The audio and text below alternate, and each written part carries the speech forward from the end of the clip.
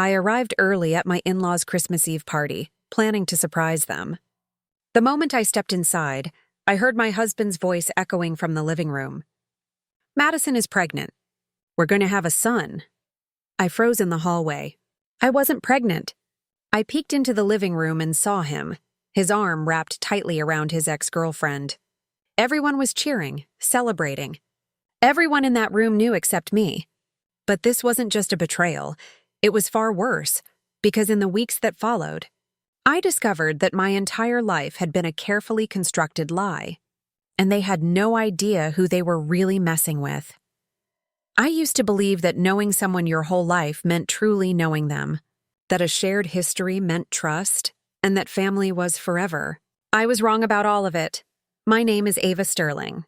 I'm 28, a project manager at a high-end fintech firm in Manhattan.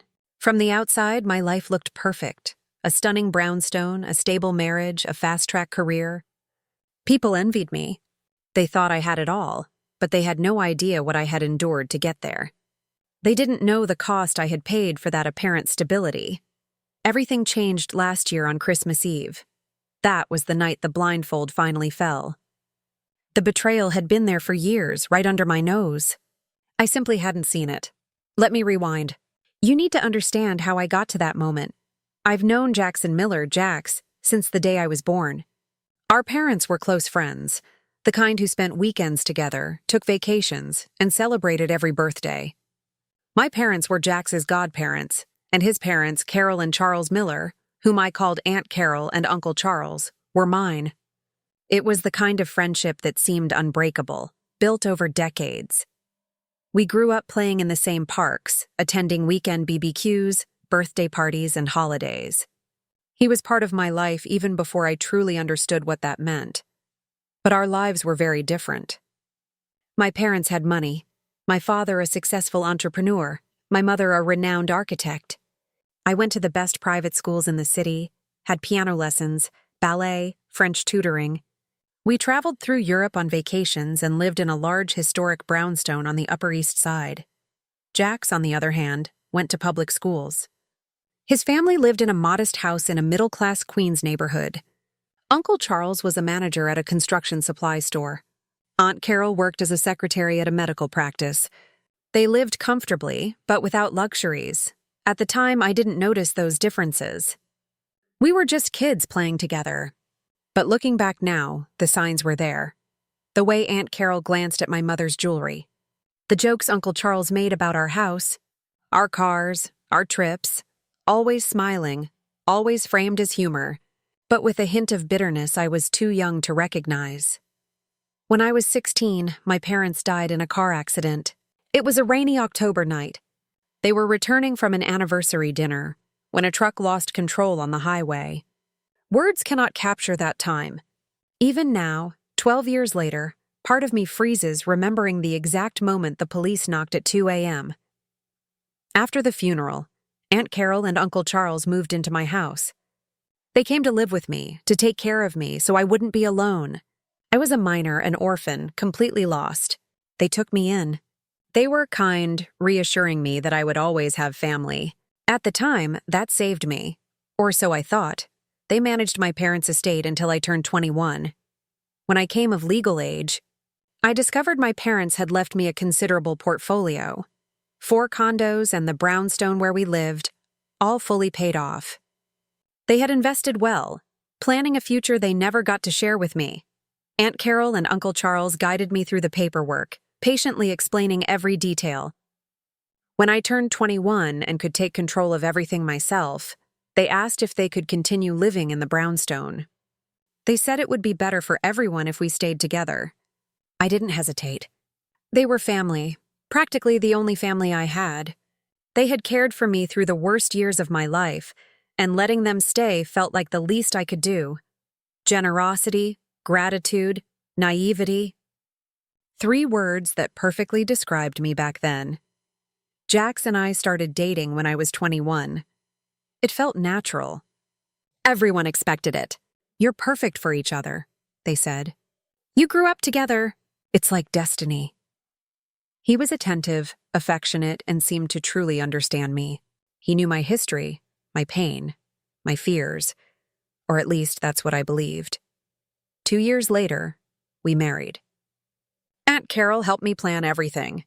We picked out the dress together. She accompanied me to fittings, gave her opinions on the flowers, the decor, the invitations. "Your mother would love being here doing this with you," she said more than once, tears in her eyes. I believed she genuinely missed my mother, that she was stepping into that role out of love. On the wedding day, Uncle Charles walked me down the aisle. He took my arm, looked at me with that fatherly smile, and said, "Your father would be so proud of you today." I cried. I thought it was beautiful.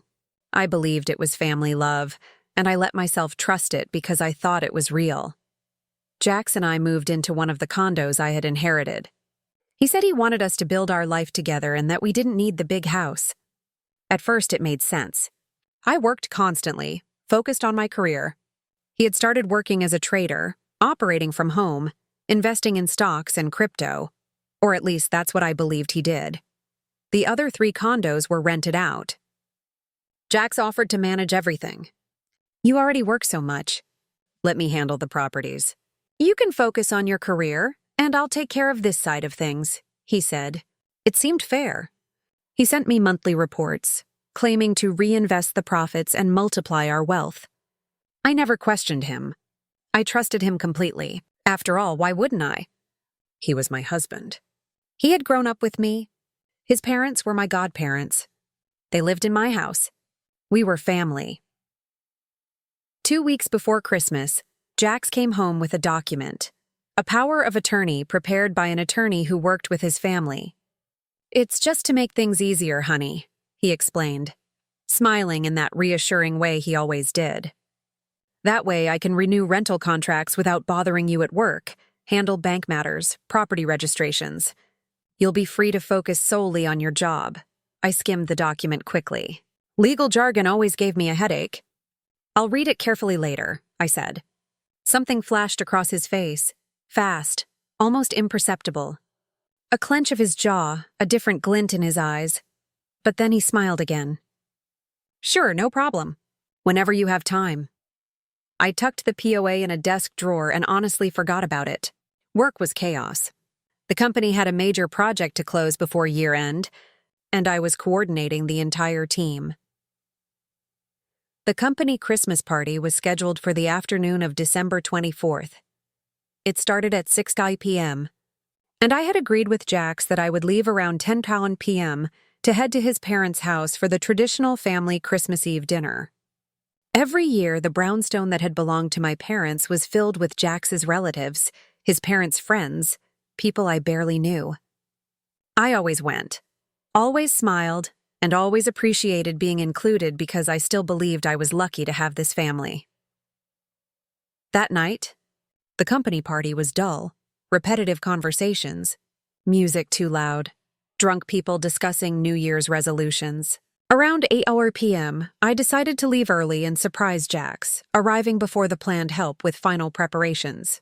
I drove toward the brownstone, listening to Christmas carols on the radio. It was cold with a light drizzle falling. Streets twinkled with lights in every window, an atmosphere of forced happiness that Christmas always brings. When I parked in front of the house, I realized it was packed. Cars everywhere, lights on in every room, music and laughter spilling onto the street. The party was already in full swing. I walked through the front door without knocking, hung my coat in the foyer, and headed toward the living room. Voices grew louder as I approached. About 20 people were laughing, celebrating. And then I heard Jax's voice, clear and radiant. "Madison is pregnant. We're going to have a son." The world stopped. I froze in the hallway, partially hidden by the wall. No one had seen me arrive. From where I stood, I could see the entire room. Jax was in the center, his arm around Madison. Madison, his high school friend, his teenage ex-girlfriend. They had dated for years before Jax and I ever began. And now there she was, smiling, one hand resting on her stomach as she received hugs and kisses from everyone around her. Aunt Carol was crying tears of joy. Uncle Charles was clapping, shouting. Glasses were raised in toasts. Family friends congratulated them. joking about how handsome the baby would be. I felt my knees weaken. I leaned against the wall to keep from collapsing. Someone in the crowd called out, "But what about Ava? Does she know yet?" The silence that followed lasted no more than 3 seconds, but it felt like an eternity. Jax forced a smile. "Not yet. I need to take care of a few things first. Some paperwork. But I'll tell her when the time is right." "So, no one says a word when she gets here?" Laughter rippled through the room. My heart pounded. Paperwork. He meant the power of attorney. A low murmur spread among the guests. Some exchanged knowing glances. Aunt Carol nodded approvingly, as if endorsing the plan. Uncle Charles raised his glass and toasted to the future, and everyone joined in. In that instant, everything began to make sense. Their reactions, those looks, the loaded silence. Everyone there knew something I didn't. There was a secret, a scheme. And that power of attorney was the final piece of their plan. My stomach turned. This can't be happening. But then Aunt Carol, my godmother, said clearly, her voice trembling with excitement, "Finally, my son. After all these years, we're going to reclaim what rightfully belongs to us." That's when I understood everything. Every smile, every affectionate gesture, every comforting word, it had all been part of the lie. A vast, carefully orchestrated lie that spanned years. It wasn't love. It never had been. It was a con. I turned, grabbed my coat, and slipped out of the house as quietly as I had entered. No one saw me. No one noticed. I got into my car, shut the door, and only then did the full weight of it hit me. I began to cry. Not the kind of crying you see in movies, but the silent, searing kind that burns your throat and chest. Tears streamed down my face as I tried to process what I'd just witnessed. My marriage was a facade. My husband had a pregnant mistress. Aunt Carol and Uncle Charles, my godparents, were part of a plot to steal my inheritance.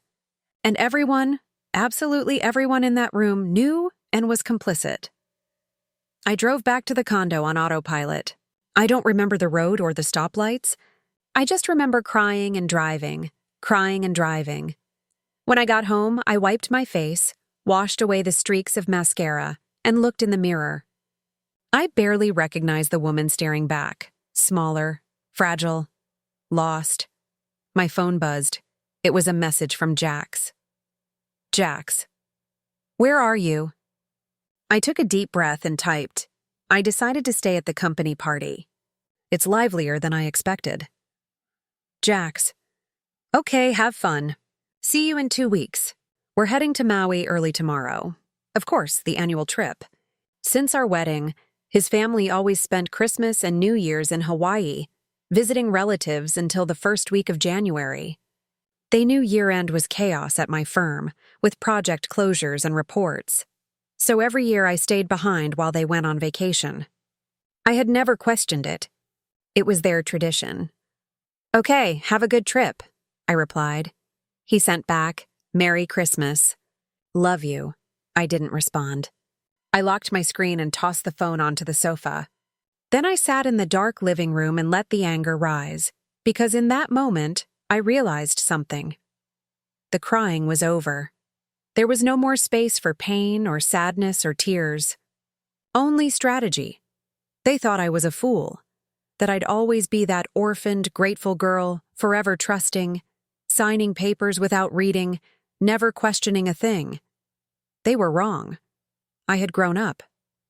I was a project manager because I was good at planning, organizing, anticipating problems, and finding solutions. I coordinated teams, handled crises, made hard decisions. And right then, in the darkness of my living room, I made the most important decision of my life. They wanted to play. We would play. But this time, by my rules, I stayed up all night. I didn't sleep. I just sat there planning, starting with a mental list of everything I already knew. Jax was cheating on me with his ex, Madison.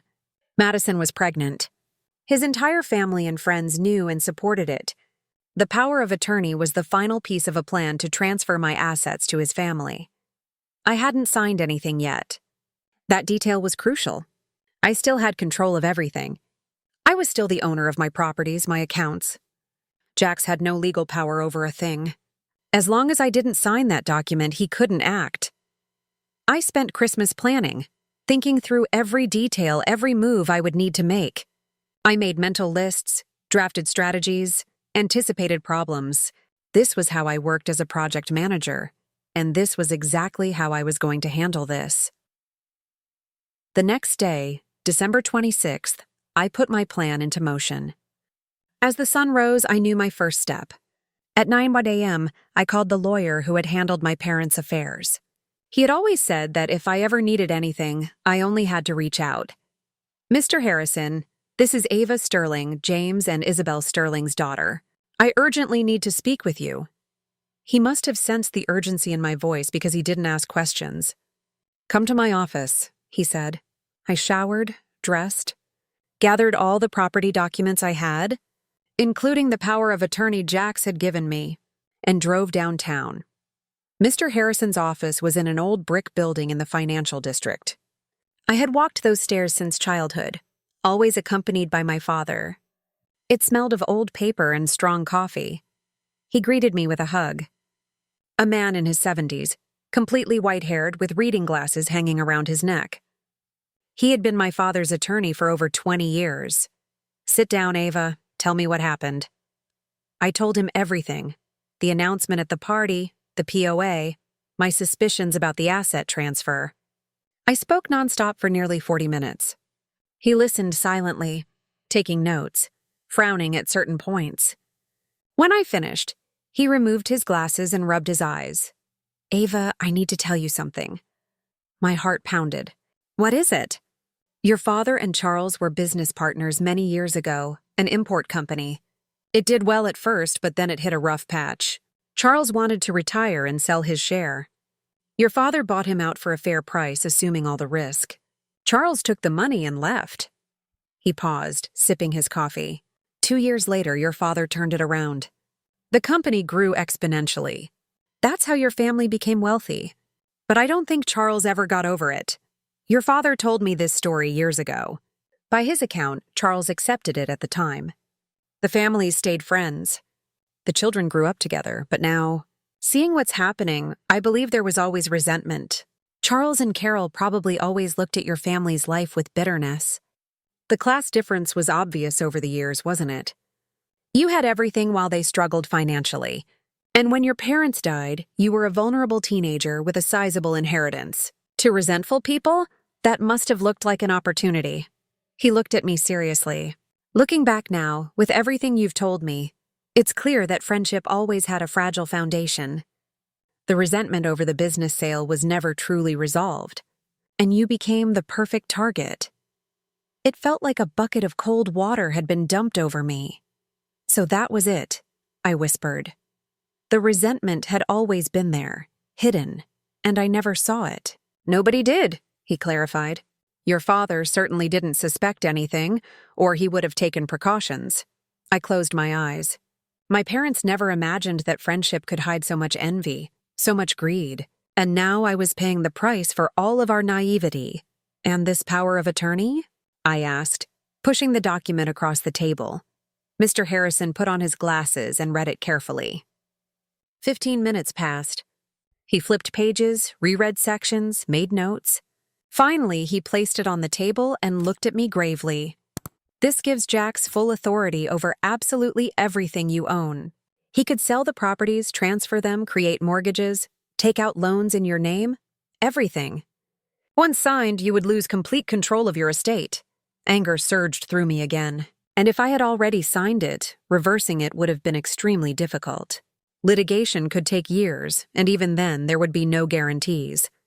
The best-case scenario would be proving coercion or fraud, but that's extremely complicated in marital cases. "And the properties, if we divorce, does he have any claim?" Mr. Harrison smiled for the first time since I arrived. "No. Everything you inherited is separate property. Under the law, inheritances received before or during marriage do not become part of community or marital property. If you divorce today, Jax gets nothing. Absolutely nothing. Unless I voluntarily transfer the assets to his name," I murmured. Exactly. That was the only legal path they had to take what they wanted. I opened the folder I had brought and laid out all the rental contracts on the table. I need you to review this. Jax has managed my properties for years. He says he reinvests the money, but I've never seen proof. I want to know where the income has gone. Mr. Harrison spent the next 2 hours going through every document, contract, and bank statement. He made calls, checked records, and cross-referenced everything.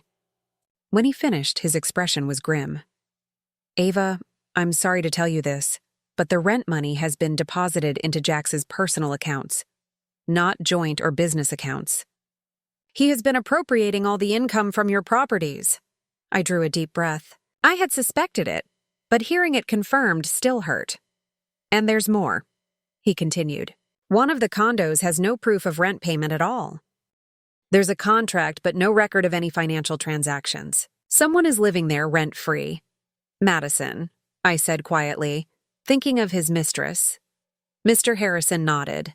Most likely. I sat in silence for a moment, processing everything. What do I do now? First, do not sign that power of attorney under any circumstances. Second, immediately regain control of your properties. Third, if you want to uncover the full picture, we can hire a private investigator to trace where the money has gone. We're hiring a detective, I stated firmly. I want everything documented. I want proof. I want them out of my life. He smiled a sad, proud smile. Your father would be very proud of the woman you've become. In the days that followed, I acted quickly and silently. Following Mr. Harrison's advice, I hired a trusted real estate management company to take over administration of the condos. I signed contracts granting specific, limited powers very different from the general POA Jax wanted, and instructed them to notify all tenants immediately. Starting in January, all rents were to be paid directly to the management company. New contracts would be issued. Tenants had 1 week to sign, or eviction proceedings would begin. I also contacted a security company and had discrete cameras installed throughout the brownstone, small, nearly invisible, strategically placed in the living room, kitchen, office, and patio. All included audio and were connected to an app on my phone to gather further evidence against them. Jax returned from his trip on January 6th. I was home when he arrived. Surrounded by suitcases, how was it, honey? He asked. How was New Year's? He added, kissing me on the cheek, acting as if nothing had happened, as if he hadn't just spent 2 weeks with his pregnant mistress and the family conspiring against me. Quiet. Worked quite a bit. Got ahead on some projects, I lied. And did you have time to look at that paperwork? He asked. The question I had known would come. I smiled. Oh, yes. Actually, honey, you don't have to worry about that anymore. I've sorted it all out. I watched his expression shift. What do you mean you sorted it out? I hired a property management company to handle the condos. That way, you can focus entirely on your trading without worrying about the hassle of managing rents, contracts, or all that bureaucracy. I thought you'd be pleased. You'll have more time to invest in your work. The silence that followed was deafening. Jax blinked repeatedly, as if trying to process too much at once. But I like taking care of the condos. You don't need to pay someone for a job I can do myself. I maintained the smile. I know, honey. But you always say you want to grow as a trader, that you need more time to study the market. Now you have that time. Didn't you like the idea? I saw panic flicker in his eyes. He opened his mouth, closed it, then opened it again. Yes, I liked it, he finally said. It's just a little sudden. Oh, you know me, I replied smoothly. When I decide something, I make it happen fast. I knew you'd like the surprise, honey. He didn't respond further. He just forced a tight smile. He grabbed his phone and left the living room, muttering something I couldn't quite catch. I waited a moment, then opened the camera app on my phone. I activated the patio camera and slipped on my headphones. There he was, pacing nervously, furiously typing on his phone. A few seconds later, it rang. Even from a distance, I could hear shouting on the other end. Calm down, Jax was saying, glancing back repeatedly to make sure I wasn't nearby. I don't know what happened. She hired a property management company. No, I can't do anything right now. No, I don't have $3,000 to cover the rent. Madison, listen. I won't have any cash flow for a while. I need to figure this out first. He hung up the phone, his rage practically radiating from him. I turned off the camera and smiled. His desperation was almost visible, but I wasn't done yet. That night at dinner, I casually mentioned, "Oh, my boss called me earlier. I have to take a last-minute trip to Japan, an important project. They need someone to close a contract in person. I'll be gone all week." "When are you leaving?" Jax asked, trying to sound disinterested, but his eyes were sharp. "The flight is at 2 a.m. I'll leave the house around 11 p.m. Sorry for the short notice. You know how this job is." "It's fine," he replied too quickly. "I thought we'd spend some time together, but if it's for work, you have to go." After dinner, I went to the dressing room to put my jewelry box in the safe. That's when I noticed pieces were missing. A pearl necklace that belonged to my grandmother, diamond earrings my parents gave me for my 16th birthday, a gold bracelet with my mother's cherished charms, a sapphire necklace my father had given my mother for an anniversary. My blood boiled. Not only had he stolen my income, but now he had taken pieces of our family history. There was no time to dwell. I went into the office, opened the safe where I kept all important documents, and changed the combination. I stored the remaining jewelry, locked it, and left. I packed a suitcase, kissed Jax on the cheek, and said goodbye. Just to stir the pot, I discreetly pocketed his car keys from the console table, slipped them into my purse, and left the house. I didn't head to the airport. I drove to a hotel downtown. I booked a comfortable suite, went up to the room, and finally exhaled. Alone, safe, fully in control. An hour later, my phone rang. "Do you know where my car keys are?" Feigning surprise, I replied, "I don't, honey." "But why do you need the keys at this hour?" "Oh, nothing. I just realized they weren't on the console table. Maybe they fell behind the furniture." "Did you look closely?" I interjected. I heard an irritated sigh. "I'll take a look. Have a good trip." "Love you." I hung up and immediately opened the camera app. Watching Jax ransack the house, searching for the keys tucked into my purse, was almost comical. He looked under the sofa, rummaged through drawers, even crouched to check beneath the furniture. After 15 minutes of frustrated searching, he grabbed his phone, typed something quickly, and collapsed onto the living room sofa, the look of someone who just realized he had completely lost control. I smiled alone in the hotel room, but the night wasn't over. Half an hour later, my phone notified me that someone was at the front door. I activated the camera and saw 3 people enter the brownstone: Uncle Charles, Aunt Carol, and Madison. They sat at the kitchen table. Jax looked destroyed, shoulders slumped, face pale. Aunt Carol's arms were crossed, her expression sharp and irritated. Uncle Charles drummed his fingers on the table impatiently. I turned the audio volume to max and put on my headphones. "Explain exactly what's going on," Aunt Carol demanded. Her voice sharp. Jax ran a tired hand over his face. She hired a property management company to run the condos. All the tenants received notice. Starting this month, rent goes straight to the management company. New contracts, everything official. I no longer have access to anything. "And Madison's condo?" Uncle Charles asked. She received notice too. New contract in a week or eviction. Madison placed a protective hand over her belly.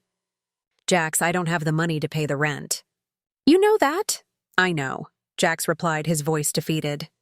"You'll have to stay with my parents for now until I sort this situation out." "Sort it out? How?" Uncle Charles practically spat. "You've lost control of everything. Years of planning, years taking care of that girl, and you let it slip away at the last minute." "I didn't let it slip away," Jax countered, raising his voice. She suddenly got smart. She never questioned anything in 5 years of marriage. And out of nowhere, she decides to hire a management company. "Because you rushed her with that stupid power of attorney," Aunt Carol shouted, pointing a finger at him. "You should have waited longer, earned more of her trust." "More trust? I've known her since birth. If that isn't enough trust, I don't know what is." "Carly, it wasn't," Uncle Charles muttered. There was a tense silence.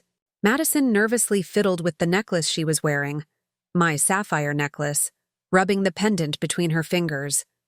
"So now what?" she asked in a weak voice. "What do we do, Jax?" he sighed. "I'm going to try to convince her to sign the POA. It's the only way to reverse this. With the power, I can undo the contract with the management company, regain control."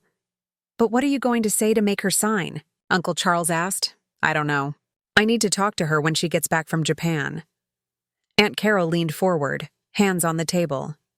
"Jax, listen closely. We did not take care of that child all these years just to end up with nothing. Do you understand?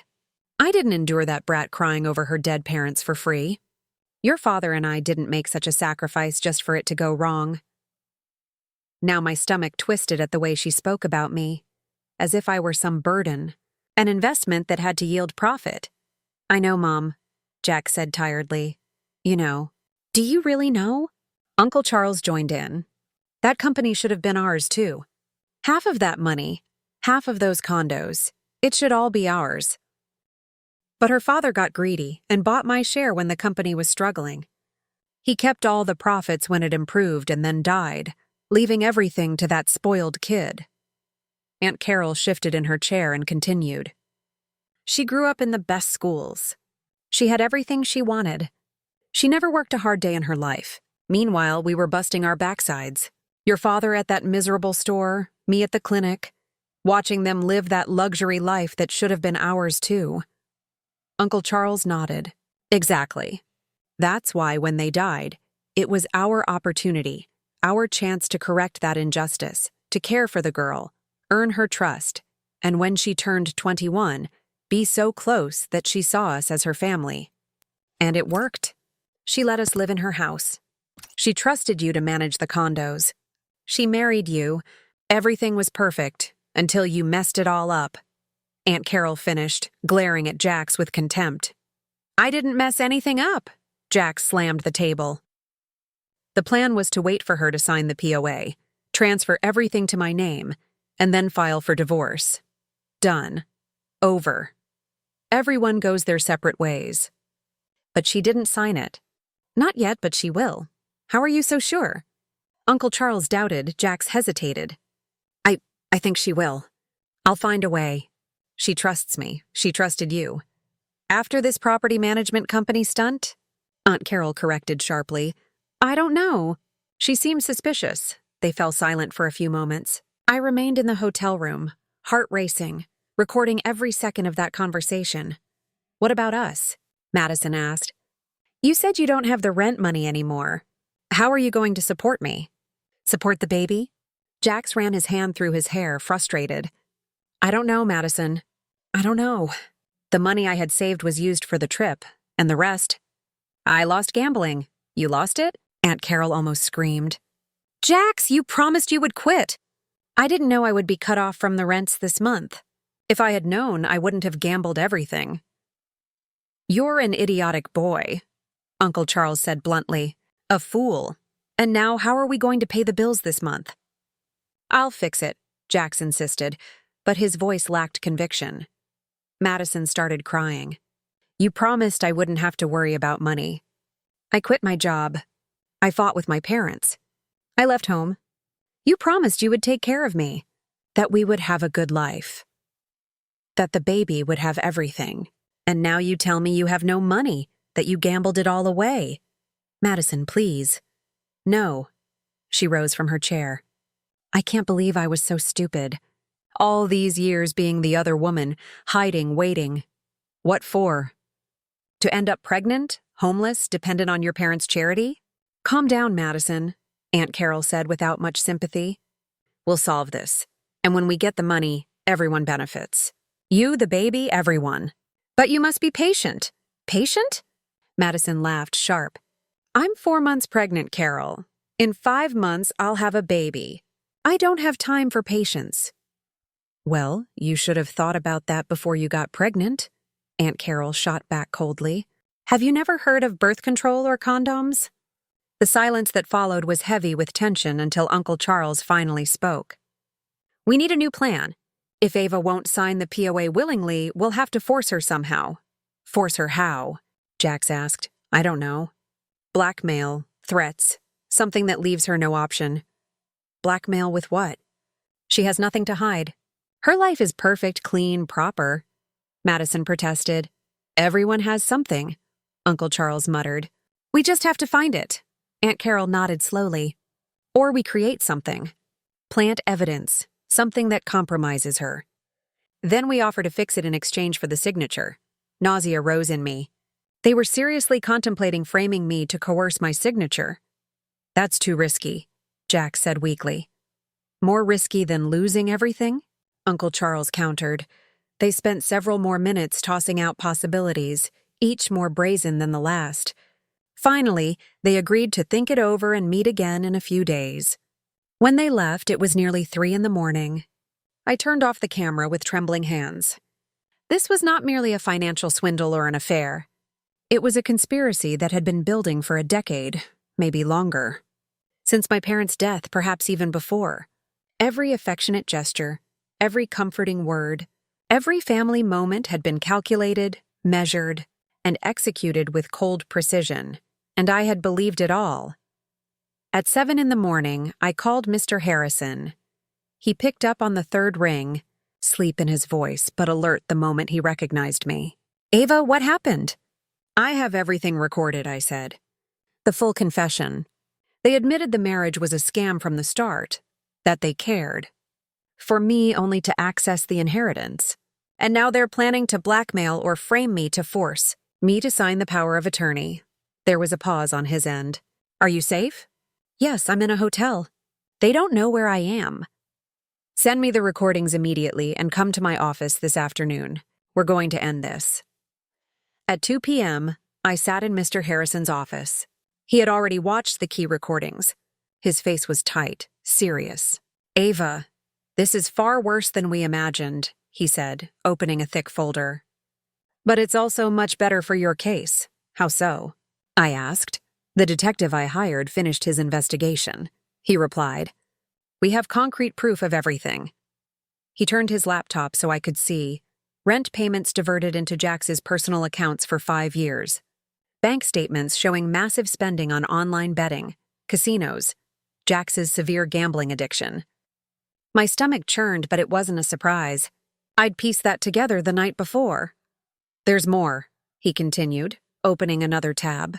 The trips to Maui were lies. The detective found flight and hotel bookings for Jax, Madison, Uncle Charles, and Aunt Carol, 5-star hotels and airline tickets, all charged to the account where your rental income was deposited. The dates line up, December 25th to January 6th for the last 5 years. While you stayed in Manhattan working, believing they visited relatives, they were vacationing on your money. I stared at the documents, reservation confirmations, credit card statements, plane tickets. Everyone paid with my funds. What do we do now? I asked. He leaned back with a smile that didn't reach his eyes. Now we legally destroy them. Immediate divorce on grounds of adultery and fraud. With this evidence, Jax gets nothing. We evict Charles and Carol from the brownstone. We file a civil suit for misappropriation for all diverted funds, a theft claim for the jewelry, and pursue criminal charges where appropriate. Let's do it, I said without hesitation. Excellent. I began preparing all the necessary documentation. Everything would be ready to file with the court by tomorrow morning. I spent 3 days in the hotel, monitoring every movement through the cameras. Jax and Madison had grown increasingly comfortable in my condo. She had practically moved in, her belongings scattered across the house. They behaved like a couple in every corner. Living room, kitchen, even my bedroom, every space tainted by their betrayal. On the afternoon of the 3rd day, while watching yet another reprehensible scene through the living room camera, an idea struck me. I already had all the evidence I needed, but there was one thing I wanted to witness in person, something that would make my plan even stronger. I needed to catch Jax red-handed, and I wanted Aunt Carol and Uncle Charles to hear it from me. I waited for the perfect moment. On my phone screen, I saw Jax and Madison settle onto the living room sofa, sipping wine, laughing at something on his phone. They were completely relaxed. Perfect. I grabbed my keys and left the hotel. The condo was only 10 minutes away. During the drive, my heart raced, not with nervousness, but with a mixture of rage and anticipated satisfaction. I parked in the building's garage, took the elevator up, and walked down the hall to my door. I took a deep breath, glanced at my phone one last time to ensure the moment was right, and opened the door. The scene before me was exactly what I had expected, but seeing it in person was far more intense than watching it through a screen. Jax and Madison were on the sofa. She sat on his lap wearing one of my silk nightgowns. They were kissing, his hands tracing her body with the ease of long familiarity. The sound of the door made them separate instantly. Jax's face went white, completely drained of color. "Ava!" he yelled, shoving Madison aside and jumping up. Japan! You shouldn't be—" Madison scrambled to cover herself with a blanket, eyes wide with panic. I stood in the doorway, silently observing both of them. I said nothing. I just watched. "Ava, please, let me explain," Jax began, stepping toward me. "This isn't what it looks like," Madison added, stammering. I needed a place to stay. I want a divorce," I cut him off. My voice came out steadier, firmer than even I expected. He froze, blinking rapidly. "What, divorce? You cheated on me in our condo with your ex-girlfriend. Of course I want a divorce." I watched panic in his eyes shift into something colder, more calculating. He was analyzing, searching for a way out. "Ava, let's talk calmly," he tried, softening his tone. "You're angry, I get it." "There's nothing to talk about," I interrupted. "I want both of you out of my condo, now." Madison stood, still clutching the blanket. "I'm so sorry, Ava." "Shut up," I said, not looking at her. "You owe me no apology." "You owe me nothing. Just leave my house." Jack stepped closer, and for the first time, I saw danger in his eyes, an arrogance he had always kept hidden. "Well," he said, voice low but firm, "you won't be able to prove infidelity. And even if you do, you'll have to pay me alimony and give me half your assets, including this condo." "Good luck with the divorce, Ava," I smiled. Just a small, genuine smile. "We'll see," I said simply. And I left. I heard Jax calling after me in the hallway, but I didn't look back. I entered the elevator, the doors closed, and I let the smile widen. He truly thought I had no proof, that I had stumbled upon it by chance just now, that I was stupid enough not to know that inheritances are separate property. Back in the car, I grabbed my phone and dialed Aunt Carol. She answered on the second ring, her voice cheerful. "Ava, dear, how was Japan?" I let my voice tremble as if I were crying. "Aunt Carol, I came back early, and I caught Jax with another woman." Silence. "What?" she finally said, her tone unmistakably shocked. "With another woman," I continued, letting my words carry the pain I felt. "In our condo. They were together, and she's pregnant." "Oh my God," Aunt Carol murmured. I heard her take a deep breath. "I don't know what to do," I admitted, letting my voice crack. How could he do this to me? "Ava, honey, where are you?" Aunt Carol's voice came through the phone. There was something in it. Concern. Or calculation? "I'm in the garage, in the building," I replied. "I can't go back into the condo. Not now. Come here. Come home. We'll talk. We'll fix this." I didn't answer right away. "I have to call a lawyer. I'm filing for divorce." "Ava, you don't have to be so drastic. Let's talk." "Maybe he cheated on me, Aunt Carol," I interrupted, firm and unwavering. "There's nothing to talk about in that condo. Nothing can fix this." After a brief pause, she sighed. "You're right. Absolutely right. Leave it to me. I'm going to talk to him. That boy is going to hear it." I hung up and allowed myself a small, satisfied smile. Now all that was left was to wait for the show to begin. It didn't take long. Through the camera app, I saw Jax's phone ring. He looked at the screen, and his face went even paler. "It's my mom," he muttered to Madison, who was gathering her scattered belongings. He answered, immediately pulling the phone away from his ear. Even through the camera, I could hear Aunt Carol screaming, "Are you stupid or just acting like it?" How could you let her catch you in the condo with Madison? Can't you think for even 5 seconds? Mom, calm down. Can I explain? Jax tried. Explain what? She cut him off. Years, Jax. Years of planning, taking care of that girl, earning her trust, building everything brick by brick, and you ruin it all because you can't control your pants. I had never heard Aunt Carol scream like this. The mask of the polite, proper woman had completely fallen. I'll fix it, Jax said weakly. Fix it? How? She's filing for divorce. She already said it. She caught you in the condo with your pregnant mistress, you idiot. What clearer proof do you need?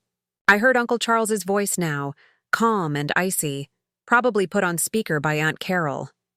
You are an idiot, he said, the calm worse than her screaming. A complete, utter fool. We trusted you. We gave you one simple task.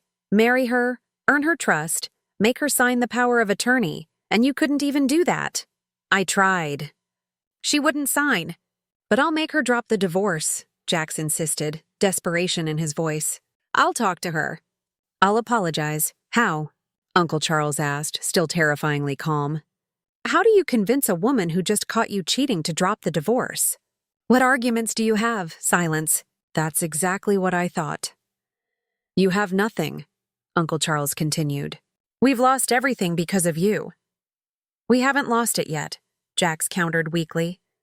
She'll still have to give me half the assets in the divorce.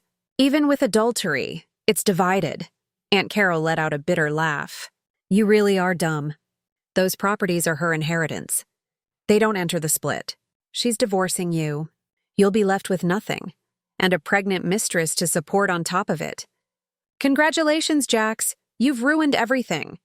I watched Jax slump heavily onto the sofa, phone still pressed to his ear, face buried in his hands. Can you come here? He asked in a weak voice. We need a plan. We need to do something. No, Aunt Carol said flatly. You got yourself into this mess. Now get yourself out alone. I'm fed up with you. Fed up with this whole situation. And she hung up. Jack sat there staring at the phone for almost 5 minutes. Madison tried to approach, but he shoved her away.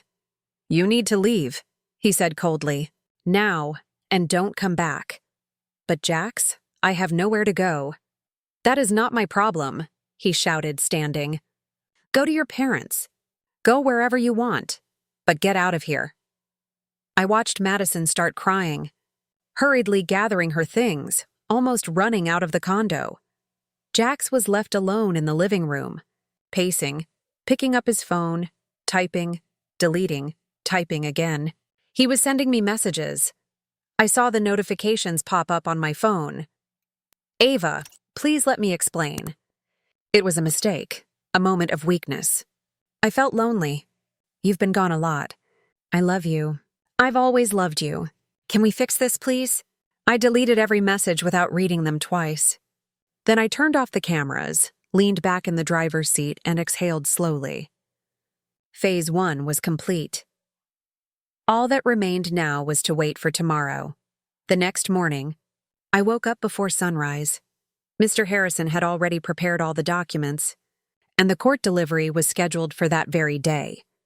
At exactly 8 a.m., 2 court officers set out, one headed to the brownstone where Aunt Carol and Uncle Charles lived, and the other to as my condo, where Jax was still staying. I was in Mr. Harrison's office when my phone rang. Aunt Carol. I answered, and her voice burst through the line, trembling with panic. Ava, what is this? An eviction notice? You're throwing us out? Yes, I said simply. But why? What have we done? Let's talk about this, Ava, please. You can't do this to us. We have nowhere to go. We're old. We don't have the money for another place. Not my problem, I cut her off, using the exact same words Jax had thrown at Madison the day before. This is because of what Jax did, isn't it? She rushed to say, We had nothing to do with that. Nothing. I almost laughed. Nothing to do with it? Really? Of course not. We're just as shocked as you are. That stupid boy. Aunt Carol, I interrupted, my tone turning ice cold. I know everything. The fake trips that weren't to Maui. The diverted rent payments. The scheme you planned since my parents died. I know it all. Silence. Heavy and absolute. So yes, I continued evenly. You have 30 days to vacate my house, and I strongly suggest you spend that time finding a good lawyer, because you're going to need one. I hung up before she could answer. 2 minutes later, my phone rang again. Astrava, is this real? His voice was shaking, more fear than anger this time. You're suing me? For divorce, misappropriation, theft? Yes. But why all that? You don't have proof of everything, do you? I do. What proof? How? Security cameras, Jax, installed throughout the condo, with audio. I have footage of you and Madison. I have recordings of the kitchen conversation where you all confessed to the entire plan. I have documents tracing the diverted money, the fake trips, everything. Silence. You recorded us? He finally said, stunned. I did, I replied, and I've already handed everything over to law enforcement. That's illegal. You can't record people without consent. In my own home, using my own security system. Yes, I can. It's perfectly legal. I could hear him breathing heavily like he was about to hyperventilate. How much do you want? He said at last. To drop everything, to forget all this. 10,000, 20? This time, I laughed. Genuinely. Jax, do you really think this is about money? I already have money. What I want is justice, and everything that's rightfully mine. Your assets were never not yours, he tried. Desperate? No. But the $280,000 you siphoned from rent over the years? My jewelry you stole and gave to your mistress? The lies? You'll return all of that with interest. He sounded broken. I'll give it all back, Ava. Just, please, drop the lawsuits. No, you don't even have a place to sleep. How do you plan to give it back with interest? Ava, please, he pleaded, his voice cracking. This will ruin me. It'll ruin my parents. All of us. You should have thought of that before. Are you doing this out of revenge? Because I cheated? I already said I was sorry. No, Jax. I'm doing this because you spent more than a decade plotting against me. You took advantage of my parents' deaths. You preyed on my trust, my grief, my vulnerability. You used love as a cover for theft. That's why. Crimes? Ava, come on, I just made bad business decisions. That's all. Risks. You diverted funds, falsified contracts, stole jewelry, committed fraud. Those aren't business risks, Jax. They're felonies. And you'll answer for them. I heard him start to cry. Not the manipulative kind he used to get his way, but the deep, raw kind of a man realizing there's no way out. Please, he begged, voice breaking. I'm going to lose everything. I'll have nothing. Welcome to the club, I said coldly. You were planning to leave me with nothing too. The only difference is, I was smarter and got there first. There was a pause. Then, in a choked whisper, he said, My parents, they're going to kill me. They're going to kill me for letting this happen. That, I said quietly, isn't my problem. He tried again, his voice rising with panic. Don't you understand? They're going to blame me for everything. They'll claim I ruined their plan, that I was careless, stupid, and weak. But weren't you? I cut him off. You were careless and stupid. You got caught with your mistress. That's on you. I didn't know you would come back early, he whispered. I'm not just talking about that day. Jax, I'm talking about Christmas Eve, when you announced Madison's pregnancy to the whole room. When your parents gushed about finally getting the properties they thought were theirs. When everyone toasted the future, silence stretched across the line. You were there? His voice was barely a thread. Yes, I arrived early from the company party. I saw everything. I left before anyone noticed, but you sent me a message later saying you were at the party. That's because I needed time. Time to process, time to plan, time to gather evidence. You thought I'd remain eternally naive, eternally grateful, eternally blind, and I let you believe that while I prepared. Another long, heavy silence. So, since Christmas? He murmured, processing. You knew since Christmas. The trip to Japan, the cameras. It was all planned. Yes, but you destroyed yourselves. I'm just making sure you pay the consequences. I hung up. Mr. Harrison, who had followed the conversation, looked at me. "How do you feel?" he asked. I paused. "Free," I finally said. "I feel free." He smiled. "Your father would be proud." It took 2 months for everything to be finalized. The divorce was swift. Jax had no defense. With all the evidence, his lawyer practically begged him to sign without contesting. "It's the only way out," I heard him say in the courthouse hallway. I watched Jax sign the papers. His hand shook so much the pen nearly slipped. He never once looked me in the eye. I walked out officially divorced. Officially the owner of everything that had always been mine. The judgment for misappropriation followed shortly. $280,000 to be repaid. In addition to the jewelry, the court imposed a 30% wage garnishment. The irony: Jax had never held a real job. He had never truly worked a day in his life. "I suggest the defendant get a real job," the judge said dryly. The prosecutor almost laughed. A few weeks later, Mr. Harrison told me Jax had found employment as a server in a coffee shop in Queens. For the first time in his adult life, he was genuinely working. Waking up early, wearing a uniform, serving customers, cleaning tables. The same man who had spent years pretending to analyze charts and lecture me about strategic investments was finally doing something. Productive, Uncle Charles and Aunt Carol were given 30 days to vacate the brownstone. On the last day, I went with a court officer to inspect the property. I expected some mess, but not complete vandalism. Broken furniture, holes in the walls, spray-painted insults, shattered mirrors scattered across the floor. They had destroyed everything they could before leaving. Uncle Charles stood at the door glaring. "Satisfied?" I asked. "Of course not. And this damage, we have nowhere to go," he snapped. Aunt Carol appeared behind him crying. "We're old. We have no money. You've taken everything from us." I took back what was always mine. "You're the ones who spent years pretending it was yours. Your father robbed us," I said firmly. Uncle Charles stepped toward me, but the officers blocked him. "That money was ours. My father bought your share," he argued. "You chose to cash out. It wasn't his fault you gave up too soon, and it certainly isn't mine." "You'll regret this," Aunt Carol hissed. "I won't," I replied. "But you will, every single day." I turned and walked away. The brownstone was completely renovated over the next month.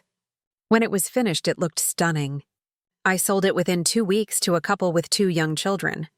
They were radiant, planning how to decorate each room, imagining birthday parties in the garden. I hoped they would be happy there. The house deserved good stories. I also sold the condo where I had lived with Jax. I didn't even step inside. I hired movers to empty it, remodeled it, and sold it fully furnished to an investor who didn't want to see it in person. Of the 5 properties I inherited, I kept only the 3 condos that had always been rented. I left everything else in the hands of the management company. The monthly rent provided more than enough to live comfortably, and the proceeds from the sales were invested through mutual friends. I continued receiving regular updates. Jack and Madison broke up. She never forgave him for throwing her out that night, pregnant and with nowhere to go. The humiliation, the desperation, the cold cruelty with which he dismissed her. It destroyed whatever was left between them. Madison made peace with her parents and moved back home. They welcomed her and the unborn child with open arms, grateful to have their daughter and grandchild, even under such difficult circumstances. Jax, meanwhile, was completely alone. After everything, he had cut ties with his parents. The accusations, the yelling, the bitter words exchanged when they realized they had lost everything. Those wounds were irreparable. Charles and Carol never even got to meet their grandson. Jax rented a room in a shared apartment in a rough neighborhood and worked at the coffee shop. Every day he returned to an empty room. He slept alone, without Madison, without his child, without his parents, without anything. Charles and Carol lived in a tiny, cramped apartment across town. Charles took on construction-side jobs despite his age and aching body. Carol found work as a secretary at a pet supply store, earning minimum wage. The family that had meticulously planned everything had fallen apart, shattered, isolated, bitter, each blaming the other for the disaster they had created. 3 months after the divorce, I packed my things and left Manhattan. There was nothing left for me there. I chose Denver, Colorado. Not too far to be dramatic, but far enough to be a true fresh start. I bought a modest 2-bedroom house with a small front yard. Nothing luxurious, nothing extravagant. I painted the walls in colors I loved. I hung photos of my parents. I planted roses for my mother and hydrangeas for my father. The flowers he had always said were the most beautiful. Waking up early to tend the garden became my favorite ritual. Watering, pruning, watching things grow, a slightly obvious metaphor perhaps, but it grounded me. Slowly, I started meeting people. The neighbor who bakes incredible cookies and always stops by with a fresh batch. The owner of the corner coffee shop who already knows my order by heart. A group that meets for morning walks in the park. People who know me as Ava, the woman who moved from New York and loves gardening, not as Ava, the one nearly destroyed by those who pretended to be family. It was freeing to be simply myself, without baggage, without explanations. I quit my Manhattan job.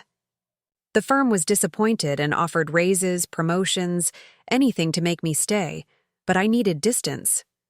I continued as a consultant for them, remotely, taking only the projects I chose, on my own schedule.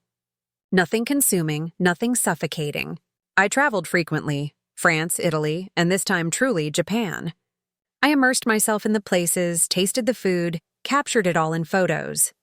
Mr. Harrison calls every month, same day, same time.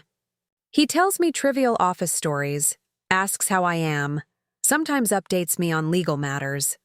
Jack's tried to appeal the wage garnishment again, he told me recently. The judge denied it. 5th time now. We laugh. He's the closest thing I have to family today, though I still keep a safe distance. It's been 3 years since that Christmas Eve. Each morning, I wake in my Denver home, make coffee, and sit on the porch gazing at the garden. The roses bloom beautifully, the hydrangeas too. I haven't seriously dated anyone in these 3 years. A few dinners, a few pleasant conversations, but nothing past 3 or 4 dates. Last month, a very nice man, a friend's brother from the walking group, tried to hold my hand after our 3rd outing. It was going well, but instinctively I pulled away. I'm sorry, I told him. I'm not ready yet. He was understanding, patient. No pressure, he said. We'll go at your pace. 2 weeks later, he stopped calling. I don't blame him. Nobody wants to wait for someone who may never be ready, and maybe I never will be. When you spend years believing you have a family, trusting completely, only to discover it was a lie from the start, something inside breaks. Now I look at everyone slightly askance, anticipating the trick, the lie, the hidden motive. It's exhausting. It's lonely. But it keeps me safe. Sometimes I wonder if it's fair to myself, or to those I meet, to wear this armor forged from trauma, shielding myself from the world. But then I remember trusting completely, never questioning, and the price I almost paid. And I think, yes, maybe it's lonely, but it's safe. After everything, safety is more valuable than anything else. What I've learned is that being alone doesn't mean being empty. I fill my life with other things, the books I read on the porch, the trips I take, the garden I nurture, the home I decorate to my liking, the friends I've chosen to keep close, even if always at a careful distance. This morning, as I sipped coffee on the porch with a bird singing in the garden tree, it hit me. I am happy. Not the way I once imagined in my youth, without a husband, without children, without that perfect, glossy life, but happy in my own way, in my own time, on my own terms. Perhaps one day I'll trust someone again, perhaps not. And that's okay, because the true inheritance my parents, James and Isabel, left me wasn't the money or the properties. It was the strength to rise again, no matter how many times I'm knocked down. That is something no one can ever take from me. I finish my coffee, look at the flowers, feel the breeze, and smile. Today I choose to keep moving forward, and that is enough, and that's it. This has been my story. Thank you for staying with me until the very end. If this story resonated with you, please leave a like. It helps the channel grow and reach more people who need to hear stories like this. Subscribe as well and hit the notification bell because there are many more stories coming. And let me know in the comments, would you have done anything differently? Would you have confronted them sooner or waited for the right moment like I did? I read every comment, sending a big hug to your heart. And that wraps up today's story. Now we want to hear from you. Where are you watching from? Drop your city or country in the comments, and let's see how far these stories reach. If this story moved you or gave you chills, give it a like, share, and subscribe for more powerful stories. One last thing, rate the story from 1 to 10 in the comments. Your feedback helps us bring you even better ones next time. Thanks for watching. We appreciate you being part of this storytelling journey.